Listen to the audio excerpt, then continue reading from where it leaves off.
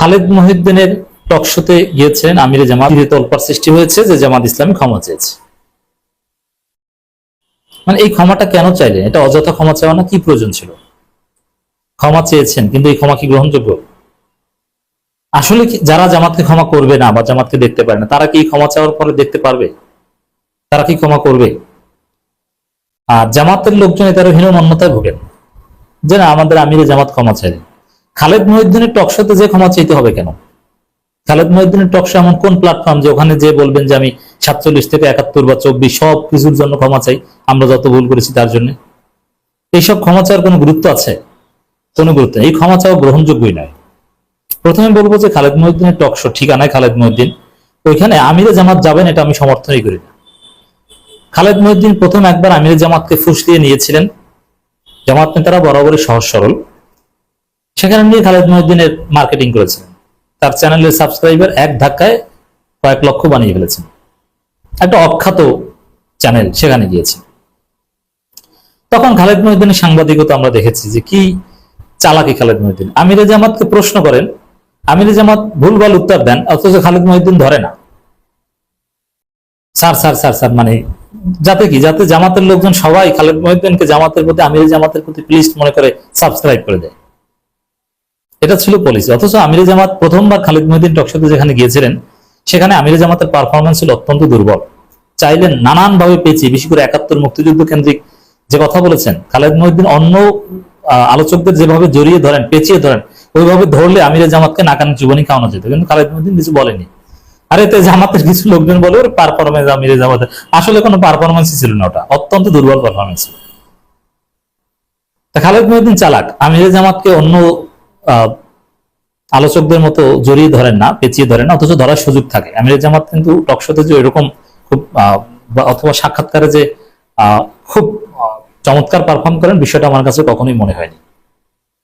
তবে জামাতের যারা আছে তাদের মধ্যে ভালো, কোনো বিষয় টেকনিক্যাল উত্তর দেওয়া, এগুলো সবচেয়ে ভালো পারেন জামাতের মধ্যে শিশির মনির। ঠান্ডা মাথায় চমৎকার উত্তর দিতে পারেন। শিশির মনির মতো কিন্তু আমিরে জামাত এটা ওইভাবে পারেন না, বা পারার কথা না। শিশির মনির কাজই হচ্ছে এগুলো, ক্রিমিনাল লয়ার। তো দর্শক, প্রথমে আসবো যে খালেদ মহিউদ্দিনের টকশোতে যাওয়াটা ঠিক হয়েছে কিনা। আমি মনে করি ঠিক হয়নি। আমিরে জামাত, দেখেন আমিরে জামাত যে পদ, সেখানে টকশোতে জেতার মতো যোগ্যতা থাকা এটা জরুরি নেই। যে আমি বলছি তার পারফরমেন্স ভালো না, এটা জরুরি না। আমিরে জামাত অনেক বড় কিছু, তার কাজ তো টকশো করাই না। আমিরে জামাত এদেশের রাহবার, ইসলামপন্থীদের রাহবার। তিনি হবেন প্রাইম মিনিস্টার। তিনি কি টকশো করবেন আর কি সাক্ষাৎকার দিবেন? টকশো সাক্ষাৎকার দিবে তার লোকজন। তিনি অল্প জায়গায় দুই একটা কথা বলবেন। হ্যাঁ, একক সাক্ষাৎকার দিতে পারেন, তবে ঠিকানা এটা কোনো একটা অখ্যাত গণমাধ্যম। আবার খালেদ মহিউদ্দিনের এডিটোরিয়াল পলিসি নিয়ে নানান প্রশ্ন আছে।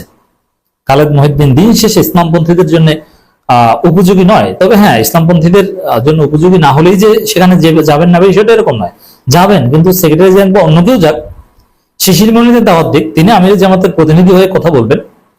আমিরে জামাত সাক্ষাৎকার দিবেন সর্বোচ্চ আল জাজিরায়, CNN, BBC, কথায় কথা যেগুলো এসে সাক্ষাৎকার নিবে, কিন্তু ইউটিউব ভিত্তিক, ব্যক্তি ভিত্তিক একটা অখ্যাত চ্যানেল তাকে ডাকবে, এটা আমাদের আমিরে জামাতের স্ট্যান্ডার্ডের সাথে যায় না। তার অবস্থান হওয়া উচিত আরো উপরে, এটা আমরা বিশ্বাস করি। তার সাথে খালেদ মহিউদ্দিন বিতর্কিত, এটা একটা বিষয়। আর দ্বিতীয় হচ্ছে, দিয়েছেন ঠিক আছে, এমন না যে এখন জামাতের নিউজ কাভারেজ পাওয়ার আকাল পড়েছে যে আমিরে জামাতকে, যে জামাতকে আলোচনায় রাখতে হবে না। জামাত এখন মিডিয়া হিট, অ্যাটলিস্ট এই সময় আমিরে জামাতের যাওয়াটা সঙ্গত না। এটা যদি 2021 সালে, 22 সালে, 23 সালে খালেদ মহিউদ্দিন আমিরে জামাতকে নিতেন, তখন আমি সমর্থন করতাম, কিন্তু এখন করি না। এখন আমিরে জামাতের এত সময় থাকারও কথা না। তো দর্শক, কিন্তু যে বক্তব্য, দীর্ঘ বক্তব্য, ওভারঅল সুন্দর কথা বলেছেন, কিন্তু একটা বক্তব্য নিয়ে বিতর্ক সৃষ্টি হয়েছে। সেটা হচ্ছে, শুধু 71 নয়, 1947 সাল থেকে শুরু করে আজ পর্যন্ত আমাদের দ্বারা যত মানুষ কষ্ট পেয়েছেন, কেউ যদি ক্ষতিগ্রস্ত হয়ে থাকেন, সেই সকল মানুষের কাছে আমি বিনা শর্তে ক্ষমা চেয়েছি। এটা একটা ক্ষমা চাওয়া। এখন ইউরোপ আমেরিকা যদি হতো, ইউরোপ আমেরিকার কালচারে এই যে ক্ষমা চাওয়া, এটাকেই জামাত ক্ষমা চেয়েছে ওই হিসাবে গ্রহণ করা হতো। মানে এটা বিশাল ঘটনা ইউরোপ আমেরিকার কালচারে। কিন্তু আমিরে জামাত ক্ষমা চেয়েছেন, এতে লাভটা কি? আপনি একজন লোককে দেখান তো যারা জামাতকে ক্ষমা চাইতে বলে, সে এখন বলে কিনা যে না ক্ষমা চেয়েছেন এবার ঠিক আছে। এই ক্ষমা কেউই গ্রহণ করেনি। জামাতের লোকজনও হীনমন্যতায় ভুগছে, কিসের ক্ষমা চাইতে দিন পর। আবার এখানে এই ক্ষমা চাওয়ার মধ্যেই তো নানান যদি যদি দিয়ে ক্ষমা চাই, ক্ষমা চাওয়ার মধ্যে আন্তরিকতাও নাই, আবার এই ক্ষমা চাওয়ার মধ্যে কার্যকারিতাও নাই। যদি কষ্ট পেয়ে থাকেন, তো যদি কি আপনি সুনির্দিষ্ট করেন হ্যাঁ কষ্ট পেয়েছে ভাই আমরা ক্ষমা চাই। আসলে ক্ষমা চাওয়াটাই এটা একটা ভুল সিদ্ধান্ত। কারণ ক্ষমা চাইলে তখন যারা ক্ষমা চাইতে বলে তারা বলবে এবার ওরা আত্মস্বীকৃত অপরাধী, তখন গালি আরো বেশি দিবে, যারা তো নিজেরাই স্বীকার করেছে, এবার তো যাচাই বাছাইয়ের দরকার নেই। আর রাজনীতিতে বিভিন্ন ভুল সিদ্ধান্ত হয়, এগুলো নিয়ে এরকম ঘাটাঘাটি ক্ষমা চাওয়ার কিছু নেই। তারপরও ক্ষমা চাইলে যদি ক্ষমা গ্রহণ করা হয় তাহলে চাওয়া যায়, যেহেতু ৭১ আসলেই জামাত ভুল করেছিল। কিন্তু ক্ষমা তো ওরা ক্ষমা করবে না কেউ। আর দ্বিতীয় কথা, হ্যাঁ তারপরও কিছু নৈতিক জায়গা থেকে ক্ষমা চাওয়ার অনেক বিষয় আছে আমি বিশ্বাস করি। যেহেতু ৭১ জামাত একটা বড় মিস্টেক করেছিল, সেই জায়গাটার ৭১ শুধু রাজনৈতিক বিরোধিতা করেছিল তা না, সে গণহত্যাকারী সরকারের পার্ট ছিল জামাত, মন্ত্রিত্ব নিয়েছিল জামাত। অতএব জামাতের দায় আছে নিঃসন্দেহে। কিন্তু জামাত তো আর দলীয় ভাবে গণহত্যা, ধর্ষণ এগুলো করতে বলেনি। কোন পলিটিক্যাল পার্টি কখনো ফৌজদারি অপরাধ করার সিদ্ধান্ত নিতেই পারে না। ওটা যারা করেছে, যে ছাত্র সংঘের কিছু লোক কিছু আকাম করেছে, এটা ব্যক্তিগত ভাবে, এবং যারা আকাম করেছে জামাত কিন্তু তাদেরকে ধারণ করে না, যার ফলে ছাত্র সংঘ বিলুপ্ত করে দিয়ে নতুন ভাবে শিবির গঠন করেছে, ছাত্র সংঘ নিয়ে লজ্জিত বলেই। তারপর এই দায়বদ্ধতা থেকে যদি ক্ষমা চাইতে হয়, এটা খারাপ না, আসতে পারে আলোচনা। আমি ব্যক্তিগতভাবে ক্ষমা চাওয়ার পক্ষে নই, লাভ নেই। হ্যাঁ ক্ষমা চাওয়ার পক্ষে তখনই ক্ষমা চাওয়া যেতে পারে এইভাবে, সাপোজ জামাত ক্ষমতায় আসলো, ডাক্তার শফিকুর রহমান প্রধানমন্ত্রী, তারেক রহমান বিরোধী দলীয় নেতা, নাহিদ ইসলাম বা মাহফুজ আবদুল্লাহ তৃতীয় বিরোধী দলীয় নেতা।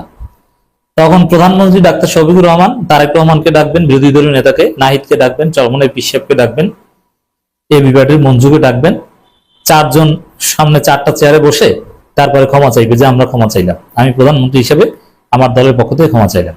তা প্রধানমন্ত্রী যদি ক্ষমা চাইতে পারে, অথবা এই ক্ষমা চাওয়ার যদি দলের নির্বাহী পরিষদে বা দলের মজলিসে শুরায় রেজলিউশন আকারে গ্রহণ করতে পারে, ওইটার একটা কার্যকারিতা আছে। কিন্তু এই টকশোতে যে ক্ষমা চাইবে আমরা ক্ষমা চাই, এগুলো ফালতু।